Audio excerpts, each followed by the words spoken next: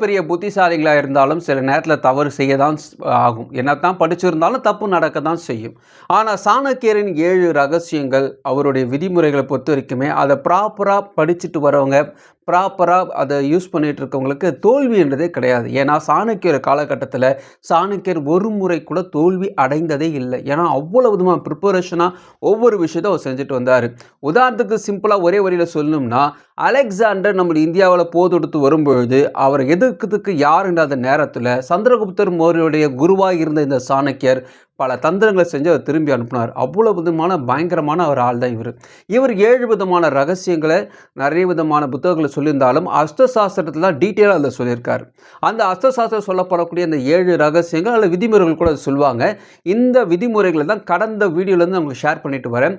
அதில் போன வீடியோவில் முதல் ரகசியத்தை சொல்லியிருப்பேன். இந்த வீடியோ பொறுத்த வரைக்குமே அடுத்து சொல்லக்கூடிய 2வது ரகசியம், 3வது ரகசியம், 4வது ரகசியம், தொடர்ந்து 3 ரகசியம் இந்த வீடியோவில் ஷேர் பண்ண போகிறேன்.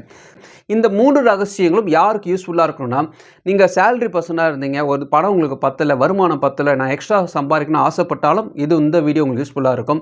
2வது ஒரு பிஸ்னஸ் ஸ்டார்ட் பண்ண போகிறாங்க, எப்படி ஸ்டார்ட் பண்ணணும்னு தெரியல, எங்கே இதை துவக்கணும் தெரியல, எந்த ஐடியாவும் எனக்கு தோணலைன்னா இந்த வீடியோ உங்களுக்கு யூஸ்ஃபுல்லாக இருக்கும். 3வது என்னுடைய பார்ட்னரை நான் எப்படி தேர்ந்தெடுக்கணும், என்னோடய பிஸ்னஸ் பார்ட்னர் நான் சேர்த்து செய்யலான்னு இருக்கிறேன், என் கூட ஒருத்தர் கூட்டாளி வராரு, அவரோடு சேர்ந்து ஒரு கடை ஸ்டார்ட் பண்ண போகிறேன், இந்த மாதிரி யாரை நான் தேர்ந்தெடுத்து என்னோட கூட்டாளியை சேர்த்துக்கலாம், என் நண்பனை எப்படி நான் தேர்ந்தெடுத்துக் கொள்வது, என்னோட பிஸ்னஸ் பார்ட்னரை எப்படி தேர்ந்தெடுத்துக் கொள்வது, இதெல்லாம் வந்து 3 ரகசியத்தில் வருது. ஸோ இந்த 3 ரகசியத்தை ஒரு சின்ன கதையும் போல் விளக்க போகிறேன். அவனுடைய அம்மாவுக்கு உடல்நிலை சரியில்லாமல் போகுது. ஸோ அந்த உடல்நிலை சரியில்லாமல் போக ரொம்ப நொந்து போகிறாங்க.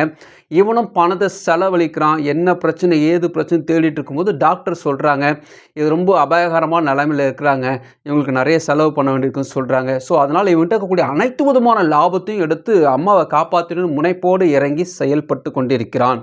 இதே நேரத்தில் விவசாயத்தில் ஒரு பெரிய அடி என்னென்னா, இவனுடைய எதிராளிகள் வந்து பார்த்திங்கன்னா அவன் நிலத்தில் வர வேண்டிய தண்ணீரை வந்து கால்வாய்களை அடைத்து விட்டதுனால நிலம் வந்து ரொம்ப பாழாக போச்சு. ஸோ வறண்டு போச்சு. ஸோ நிலத்திலே உனக்கு அடி, ஃபேமிலியும் அவனுக்கு அடி. ஸோ மனதளவில் அவன் நொந்து போயிருக்கிறான், ஃபினான்ஷியலும் நொந்து போயிருக்கான், பணம் அவனிடம் குறைந்து கொண்டே இருக்கிறது.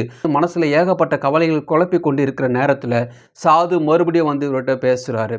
என்ன பிரச்சனை உங்களுக்கு சொல்லும்பொழுது அவன் சொல்கிற எல்லா விஷயத்தையும் சொல்லும்போது சாது அவங்ககிட்ட சொல்கிறாரு, நீ இதுவரைக்குமே 4 விதமான ரகசியங்களை தெரிந்து கொண்டாய், 5வது ரகசியம் உன் வாழ்க்கையை மாற்றக்கூடிய ஒரு ரகசியம். இது வந்து நிறைய பேர் தவறு செய்வாங்க இதில் தான், அதனால் இதை நீ தெரிஞ்சுக்கிறது ரொம்ப ரொம்ப முக்கியம், இதை தெரிந்து கொள் சொல்லும்போது, ஐயா சொல்லுங்கள், எனக்கு இப்போ ரொம்ப நொந்து போயிருக்கேன், அந்த ரகசியத்தை சொன்னால் என் வாழ்க்கை மாறிடுமா கேட்டிங்கன்னா, அந்த சாது சொல்கிறாரு, கண்டிப்பாக மாறும்னு சொல்லிட்டு அவன் காதில் அந்த ரகசியத்தை சொல்கிறார்.